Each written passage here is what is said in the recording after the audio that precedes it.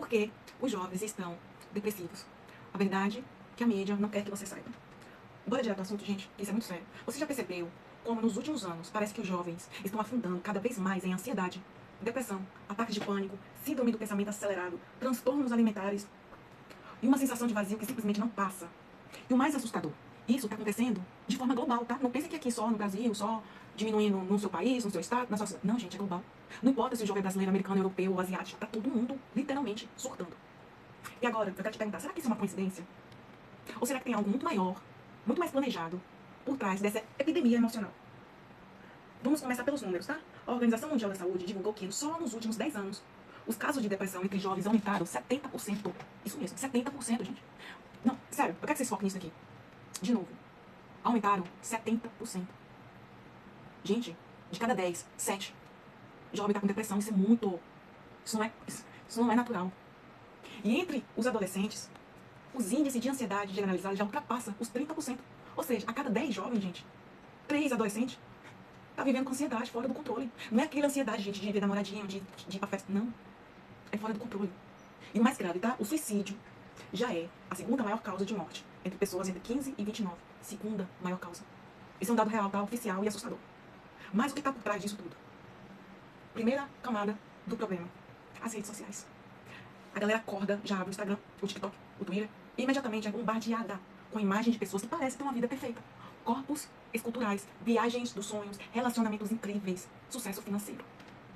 Só que tudo isso é uma ilusão, cuidadosamente editada, literalmente. O jovem olha para a própria vida, vê a bagunça do quarto, a conta no vermelho, a faculdade que não motiva, o corpo longe do padrão, e o resultado é um só: comparação constante, sensação de fracasso e queda brutal na autoestima. E sabe o que é pior? Os algoritmos das redes sociais são programados para manter a pessoa presa, consumindo conteúdo o tempo todo, aumentando o quê? Ansiedade, diminuindo o foco e criando uma dependência química real. Isso mesmo, tá? Química. O cérebro passa a operar em um ciclo de picos e quedas de dopamina. A cada notificação, like, comentário, o cérebro libera uma pequena dose de prazer. Mas logo depois, vem o vazio. E a necessidade de quê? De mais estímulo. E quanto isso acontece, todos os dias, durante anos, o cérebro entra no estado crônico de estresse, cansaço mental e incapacidade de sentir prazer com coisas simples da vida. Agora vamos além, tá?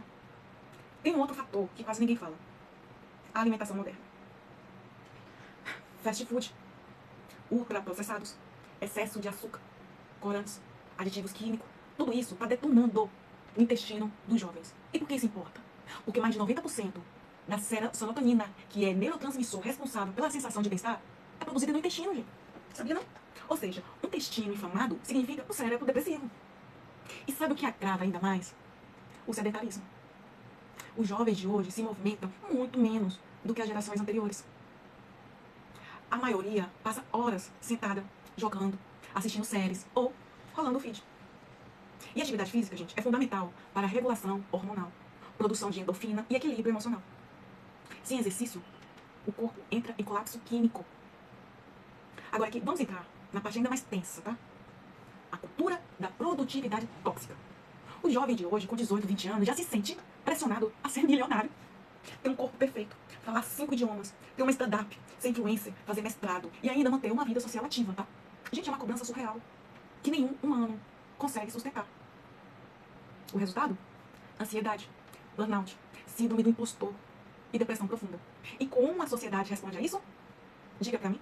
Com frases como: levanta dessa cama, isso é falta de Deus. Na minha época, ninguém tinha depressão. Diz aí, se não é assim. Ou seja, além de tudo, o jovem ainda se sente culpado por estar mal. Agora segura essa. Existe uma teoria cada vez mais discutida de que toda essa crise de saúde mental não é um acidente, mas sim uma engenharia social. Segundo alguns estudiosos, o colapso emocional da juventude faz parte de um grande projeto de controle social. Pensa comigo. Uma geração emocionalmente fraca é uma geração mais fácil de quê? Manipular. Pessoas ansiosas têm menos energia para quê? Para protestar, para questionar o sistema, para lutar por mudanças reais. Elas estão ocupadas lutando contra os próprios pensamentos, que não conseguem lutar contra injustiças sociais, por exemplo. E sabe quem ganha com isso? Diga. As grandes corporações, as big techs, a indústria farmacêutica e até setores políticos, sim. setores políticos que preferem a população passiva e controlada. Quer um exemplo prático? Eu te dou um exemplo prático. Olha a explosão de vendas de ansiolíticos, antidepressivos, estabilizadores de humor. Só nos Estados Unidos, gente, o mercado de antidepressivo movimenta mais de 15 bilhões de dólares por ano, tá?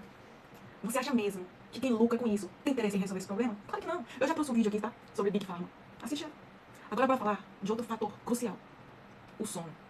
Nunca na história da humanidade os jovens dormiram tão pouco e tão mal. A exposição à luz azul antes de dormir, o excesso de estímulos mentais, os ciclos de sono fragmentados. Gente, tudo isso está destruindo a capacidade de recuperação mental. Consegue compreender a gravidade disso tudo? O sono profundo, aquele que regenera o cérebro, simplesmente não acontece mais como deveria. E o impacto? Problemas de memória, dificuldade de concentração, irritabilidade e, claro, aumento dos quadros de depressão e ansiedade. Agora junta tudo isso. Alimentação ruim, falta de sono, sedentarismo, excesso de redes sociais, cobrança social, falta de propósito, crise econômica, medo do futuro. Gente, é uma bomba relógio. E tem mais, tá? A escola, ao invés de ajudar, muitas vezes só piora. O sistema educacional continua sendo o mesmo de 50 anos atrás, tá? Focado em quê? Decorar conteúdo, fazer prova, tirar nota. Pouco ou nada é ensinado sobre inteligência emocional, autoconhecimento ou saúde mental.